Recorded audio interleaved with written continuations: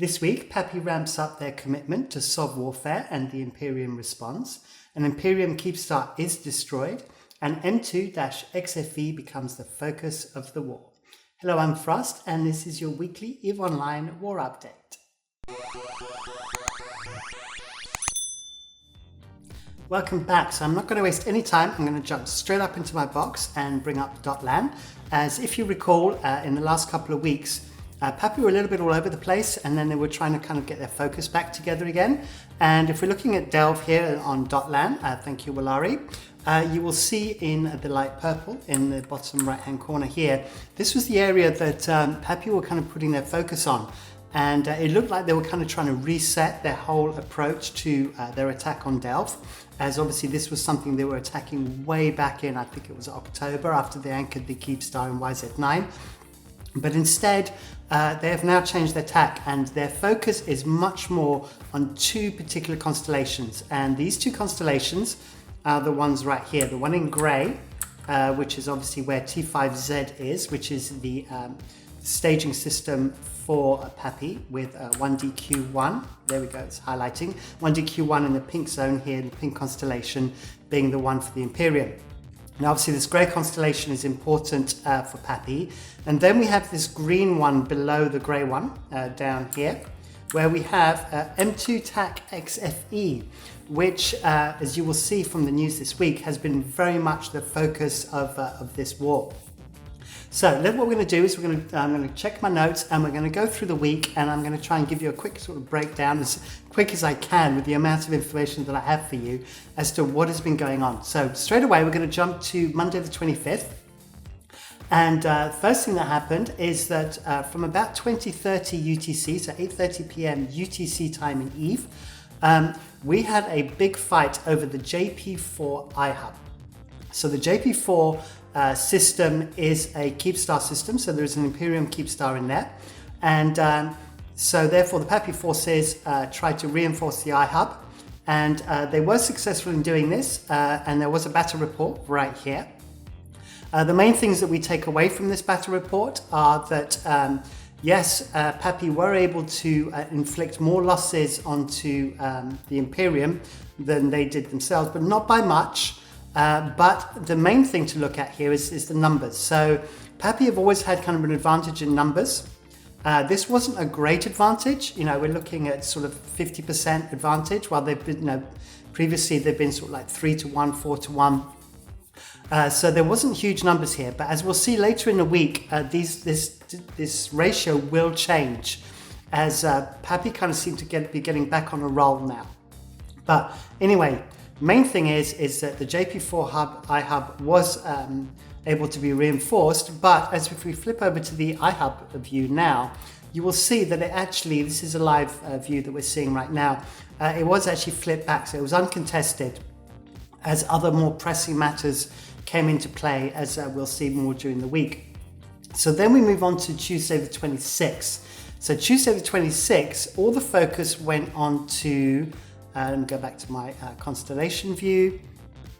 There we go, into the green constellation of NJU-QV. Let me see if I can zoom in for you. There we go. So this one down the bottom here. Now, obviously this has got M2-XFE, where we have the Titans, the PAPI Titans supercapital fleet, part of it that is still captured in bubbles or in log off. But then we also have two other Keepstars. We have a Keepstar in 5-TAC-C, I believe, and I believe there's one in S-TAC-6 as well.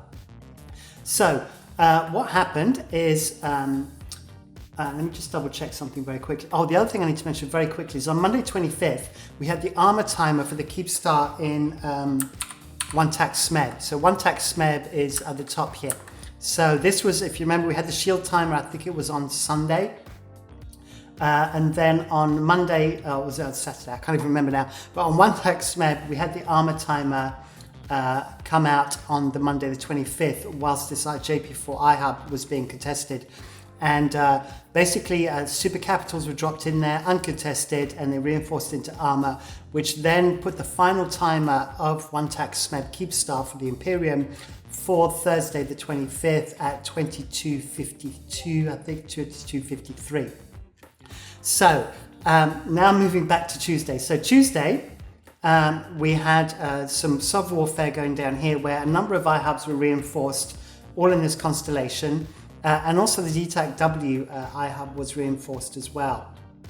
But the main thing is that by reinforcing these timers, the final timers for all of these all came out also on Thursday the 28th. That's why I kind of remembered that it's like 3 days for the final time on the Keepstar, but only 2 days for the timers on the for the SOV warfare on the iHubs. And so therefore everything sort of comes to a head on Thursday the 28th. So then, once these were successfully reinforced, I don't have any battle. Do I have some battle reports for this? I think I do. Let me just double check quickly. Yes, there was a big battle in 4XO. That's kind of where everything congregated. And here you can see that the number ratio was starting to increase a little bit. So we've got 1,226 to PAPI versus 964 to Imperium. But the losses, were pretty equal on both sides. It's amazing when I'm talking about 20 billion, 30 billion difference. And it's kind of like, oh yeah, it's all about the same. We are talking big numbers in this war. And as you will see from other battle reports this week, the amount of funds and resources that are being thrown into this war are just beyond anything else we've really seen before. So, as a result of this, if we look at Tuesday the 26th, you'll see from Dotland, sorry about the resolution, this was actually a screen grab, but you can see we ended up with a situation where we've got KE, 5-TAC-C, ZXB, IE3, and DTAC-W all kind of reinforced, and then the Imperium in return had reinforced 23G and 4XO. So really kind of loads of SOV warfare going on in these two constellations. But then on the morning of Wednesday 27th, and this was in the bright hours of the morning, so this is 5 a.m. UTC, so this was late US time zone, there was a breakout in M2-XFE. So I wasn't actually there because it was 5 o'clock in the morning for me, and I didn't have a super trap, so I didn't get a back call or anything to make it to it. So I had to take it from other people being there. I took information from both sides and from different pilots in both in subcaps and in supers. And unfortunately, I did not get a clear picture from everybody. Everybody had their own interpretation of what went on. So I'm going to kind of give you a breakdown, but it's not 100% correct. It's like I said, everybody had their own view on the story, but it should give you an idea of kind of what happened. So first thing that happened is that PAPI announced that there was a tackled supercarrier in M2-. So that's how they kind of announced it. So they didn't say, oh, we're going to try a breakout. They just basically asked for a flash form of subcaps, caps, and supers due to a tackled supercapital in M2-TAC. So that's how they got everybody a flash form. Then the first thing they did is they jumped in subcaps and they started shooting all the bubbles below the Keepstar. So if you remember, we had the Keepstar, we got the bubbles below, the bubbles above, and the bubbles below are from the log off of the first battle in M2-XFE, where most of these Titans are trapped. And so they started shooting those bubbles. Then PAPI jump in carriers and super carriers, and they start shooting at the bubbles as well. Then let me see. Imperial Titans jump in on multiple sinos on the front side of the keep and the bottom. So they got loads of places set up underneath the Keepstar so they can use their area of effect weapons on their Titans like Lancers, etc. to try and trap and catch anything that's logging in. So then PAPI subcaps then have to divert their attention to dictors and hictors. As they're clearing bubbles, the Imperium are bringing in loads of dictors. And one of the things that's really interesting here, and you'll see this from the battle report later on, but the Imperium lost 153 dictors, so that's sabers and flycatchers, putting down more bubbles. And the reason why they lost so many was because they were able to field so many. And this was a very, very good use. As I understand, they used the recloner ability of the supercarriers, which was only introduced about a month or so ago. And this means that when you get podded, instead of going back to your home station, you get podded back into a supercarrier, into a ship that's already on grid. And so therefore they're able to reship very, very quickly. So as these subcaps were shooting, PAPI subcaps were shooting them, they're able to basically get podded, get immediately back into a ship, and then just walk straight back onto grid again.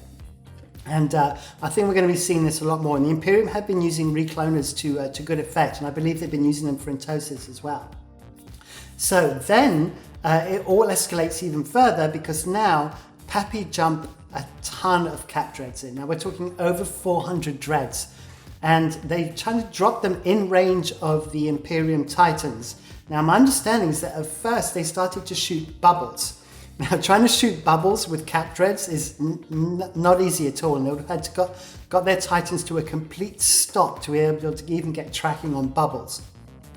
But once that happened, then what happened is they switched to the Imperium Titans.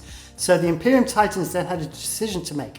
Do they keep shooting the PAPI supercapitals, which are now started to log in as these bubbles were being cleared, or do they focus on the dreads? Now they had to focus on the dreads, otherwise they would have had some substantial Titan losses. And this then gave the ability for PAPI to be able to jump out, log in and jump out some of their supercapitals. Now there was also some dreads and some apostles that were logged out. Were these logged in, but they didn't jump out, they stayed. The PAPI dreads that were logged in these bubbles, or that were caught in the log off, started to shoot bubbles, and the apostles were trying to rep the Titans as they tried to get out of bubbles if they were still caught, and give them enough time and give them cap if they still needed it to be able to get them to jump out. So the apostles and the dreads that logged in were sacrificed for the benefits of the Titans. So the end result of all of this is, I believe the number is somewhere between 160 and 170 Titans were able to extract from the hellcamp, which probably accounts for about a third of the fleet that's been trapped. So that's a substantial number. And now obviously most of these were US time zone. It was, like I said, 5 a.m. in the morning. There were some EU time zone Titans that were able to jump out too. They were able to get up an alarm clock and be able to get into fleet and get themselves out. But I believe that most of them are still EU or potentially Australian time zone Titans that are still trapped in there. So the consequence of that is, let me bring up the battle report. You will see, let me bring up the right one. Here it is, there we go. So right here, you will see the price tag. So 415 dreads died as a consequence of this breakout. So we're talking a total loss of 2 trillion ISK for PAPI to get a third of their Titan fleet out. Now, if we're talking 160, 170 Titans, if we say like a round figure of 80 billion for a Titan, that works out about 12 trillion ISK. So they spend 2 trillion ISK to get out 12 trillion ISK of Titans. More importantly, they have now freed up those pilots, if they didn't have a second Titan, to then be able to provide towards a supercap fleet. So from PAPI's point of view, this was a win, that they managed to extract a bunch of Titans. Obviously the Imperium see it as a win as they managed to inflict 2 trillion worth of losses. And 415 dreadnoughts is not a small amount. Dreadnoughts are more easily replaceable than Titans, but it's still, a fair chunk of resources that are going to be needed to rebuild all of these. Although a lot of dreadnought pilots have more than one dreadnought, not necessarily all caps, so some of them horde dreads, etc. And then if you remember earlier, here we go, you can see 152 interdictors died in this fight, which is an insane number. I mean, 11 billion worth of interceptors dying in a fight. I don't think I've ever seen that before. So there you go. It was a pretty impressive breakout attempt, and it was done on a flash form. And that helped obviously PAPI a fair bit. So while I think of it as well, if you enjoy my content, then please do please do subscribe, and give me your comments as well. I'm always interested to hear what you have to say. Hit that bell icon so you get notifications as I do release these weekly, and then you get news that the latest video is out. And if you want to comment, not just only in YouTube, but you want to talk about it in my Discord, you're more than welcome to join me. I have people from both sides of the war who contribute information, give me details of the fights that are going on when I'm not awake, etc. And if you want to contribute towards that, it would be greatly appreciated. Right, moving on. So then we come on to Thursday the 28th. So Thursday the 28th, if you remember, we had these iHubs down here. And then we also had the final timer in 1-TAC-SMEB. So as a consequence of this fight, if I go to the live map now and I go over to iHubs, there we go, let me pick iHubs, you will see that they managed to succeed in the PAPI side managed to succeed in grabbing 2 of the iHubs, so 5-TAC-C and ZXB. They weren't able to get S-TAC-6, but they have managed to get one of the Keepstar systems and get an iHub in there. But whilst this was happening, supers from supercapital, should I say, from PAPI did jump into 1-TAC-SMEB while this fight was going on. This fight went on quite a while, and were able to shoot the Keepstar uncontested. So essentially, the Imperium decided to not leave their hellcamp and move supercapitals over to 1-TAC-SMEB. They didn't attack the Sino-Jammer, so therefore they didn't really have the opportunity to jump in, as their subcaps were involved in fighting in the SOV warfare down here. So by creating this kind of this dual event of 1-TAC-SMEB and these SOV warfare timers that were important, the Imperium were forced to make a choice, and they put their choice into the SOV warfare, and therefore the Keepstar, as predicted, died uncontested. And I don't even have the kill for it here, but you can just look it up on Zkill. I think it's still one of the most valuable kills at the moment. So that kind of wraps up Thursday the 28th, but then we get on to Friday. Now, Friday, it went all a bit nuts, and what happened is at 18:30 on Friday the 29th, PAPI jumped into M2-XFE to reinforce the iHub. And this turned out to be an insanely long fight. I believe I have a battle report for that one as well. Is this the one? Let's have a look. Yeah, M2-XFE, as you can see, started at 18:30. Actually, this isn't actually correct. It actually continued right up until, let me double check. I'm pretty certain this one went pretty late. I think it went later than 23:30, but it was a really, really long fight. Numbers were pretty even, although the losses to the Imperium were much higher. I think this is primarily because PAPI were able to, because they were enforcing an iHub, everything could be in one place, and so therefore they were able to just drop everything they had in subcaps primarily, and just try and take this iHub. Now, a whole bunch of stuff happened. So subcaps jumped in first, and they had good control of the grid. But then, what happened? So yeah, they managed to jump in, and then Imperium carriers jumped in and started to launch fighters. In response to this, PAPI jumped in their carriers, the Horde kind of carrier fleets, of which there are many, jumped in. Then at that point, the Imperium pulled their carriers, their fighters back, as they were aware that they were outnumbered, and the number of SS fighters being launched by Horde were going to decimate their fighters. As you remember from the fight recently, when they extracted PAPI extracted super carriers and Titans out of M2 out of the top bubbles, the Imperium lost a lot of fighters to the SS fighters of the Imperium, so they learned their lesson here and pulled them back immediately. So then PAPI jump in some faxes to help with the entosis. So faxes, entosis much slower, but they stop the clock. If there's other ships like, for example, Drakes or command destroyers that are being used to entosis, if they die, then a new ship has to then go into a warm-up cycle. So by keeping a fax on the node, even though it's entosising much slower, it means that there's an entosis process still going on whilst the subcaps are back with new subcaps to entosis. When they're going through their warm-up cycle, you're still actually gaining ground. So in response to this, the Imperium started to jump in dreads. Unfortunately, their Sinos were killed very, very quickly, and they were only able to jump in 4 dreads. They had a lot more than that. Whether they would have jumped all of them in or not is uncertain, but I believe it was dozens of dreads that they had available at their disposal. And therefore, PAPI were able to jump in about 10 or so dreads and counter those dreads from the Imperium. So after 4.5 hours of fighting, so yes, it did actually end, that's right. It started at 1830, ended at 2300, and then obviously there's the extract, give a half hour to extract as well. So they were able to reinforce this iHub. So this iHub then come out on Sunday the 31st.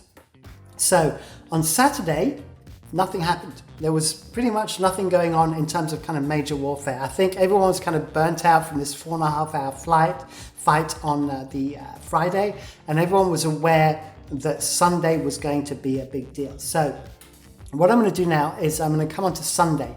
So the first thing that happened on Sunday, let me just scroll down, is an avatar died in 1DQ. Now this is worth mentioning because A, it's a Titan kill, and it's always worth mentioning a Titan kill, but this one was baited on a fleet signer. So yes, it still happens. Someone from Northern Coalition was in 1DQ, and this avatar undocked, received a fleet invite, and then got squad warped and got warped off to an asteroid belt.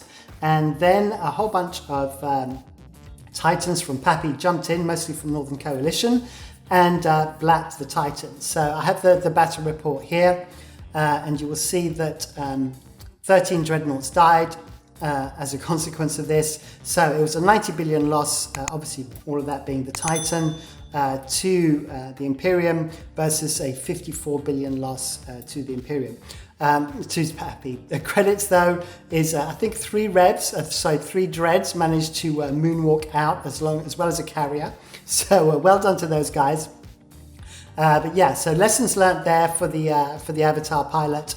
Any Titan pilot should know that they should always be in a fleet before they undock. If they don't have a fleet to join, they should form a fleet with themselves and flag exempt them as well, just as a double security. But hey, lessons are learned. Now, we come on then to Docklands. So once again, this is a little bit out of focus. I apologize. This is a screen grab, but this was a situation that we had all of these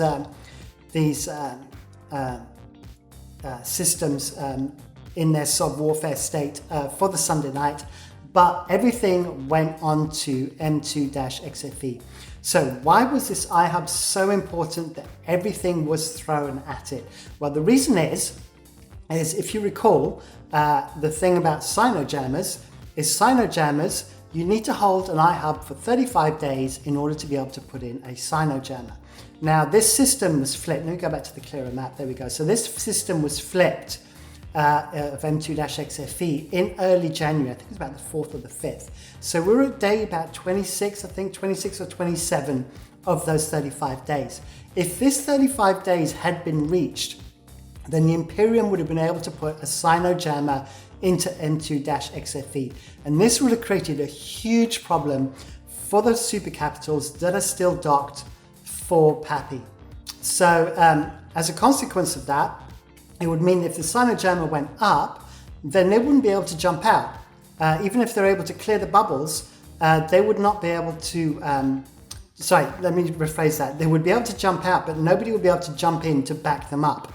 And so the fleets from PAPI would have to actually jump in through a gate and support, and there would only be subcaps. So this Sinojammer could not be in place. Now they could have done it the weekend later, but that would have been really, really putting it to the limit. They would have had zero, if they didn't get it right that time, they would be screwed. So this weekend was the time to do it. Also, it was falling on a Sunday, which was great because that meant that PAPI were able to call on the US time zone as well as the EU time zone. And as they have a benefit of numbers, this number was therefore incremented even further with having 2 time zones involved. So the end result is the fight started at 21:29.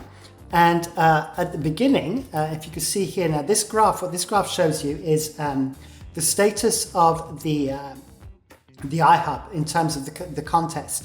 And you can see that from 21:29 all the way up to 22:57, neither side was able to gain a foothold. Neither side was able to actually entosis a node. And there was all out fighting as each side tried to get sort of ground. Then in 2300, PAPI started to make some progress, so they started to get some timers. And then this was pulled back by the Imperium. And then by 2335, something happened. And what happened is loads of nodes started spawning into one system. And this system was M2-XFE. And what this allowed to do was to, once again, allow PAPI to concentrate their forces. And as a consequence of that, they were able to then get system control. And the fighting was bloody, and we'll see from the battle reports, you can see that there was 100 billion ISK, almost 95 billion ISK lost to PAPI versus 177 billion lost to the Imperium. And there was a lot of stuff thrown at this. You know, we had caps, we had, there was originally a cap fleet battle in 5-TAC-C when they were trying to gain an advantage on both sides. And then once we get into M2-TAC, it was like a really, really bloody fight in terms of subcaps. But because of the numbers advantage that you could see was much more substantial this time, because of that bonus of having the US time zone as well, they were able to get subcat domination of the system, and this meant that eventually it was a kind of a one-way street for the Entosis war, and the Imperium were not able to pull it back. So that kind of brings us up to date on what has been happening with Delve. So now M2-XFE is now the IHUB belongs to test. As you can see, if I click on it, you can see it's already been reinforced straight away. So that will be coming up on the 3rd of February. And we can expect these fights to keep on going. So it looks like the focus now is very much for PAPI to focus on these Keepstars that are in M2-TAC, 5-TAC-C, S-TAC-6. They will probably try and take D-TAC-W again and just go back and fight really hard. But the main thing is that PAPI seem to have got a lot of momentum from this. With their successful breakout of a substantial chunk of their supercap fleet, it's kind of really boosted the numbers and the morale in PAPI. And as you saw from those numbers, you know, they now have that numbers advantage. And so the Imperium are really going to have to, you know, pull together and try and really boost their numbers on the morale front on their side. So it's going to be interesting to see where that goes. And that brings us up to date. So there you go. So that's another war update. Thank you for watching. As always, please like, subscribe, hit the bell icon for notifications. Please leave comments. I always love to read all your comments, and I try to reply to as many as possible. And also make sure you mention me in your Alliance Discords and everything else, as this really helps to boost the channel. That's all from me. Thank you for watching. Until the next one. Bye.